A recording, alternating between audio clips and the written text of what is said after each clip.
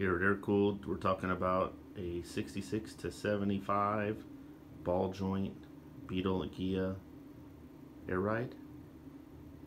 Let's discuss. This particular kit comes with an air sleeve shock, which is stem to loop. Comes with all the necessary parts to bolt onto a factory beam. Let's discuss it.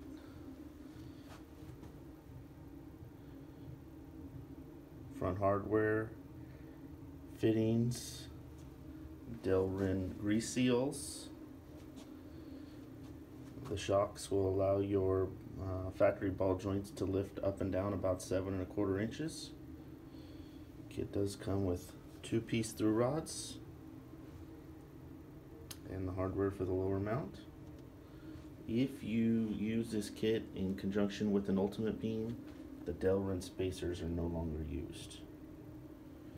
The spacers help with the space needed for the upper control arms so that there is no rubbing, so they have to be used.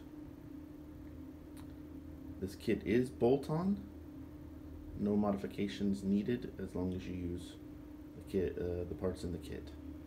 For more information, check us out online at airkewld.com or give us a call 623-518-3537.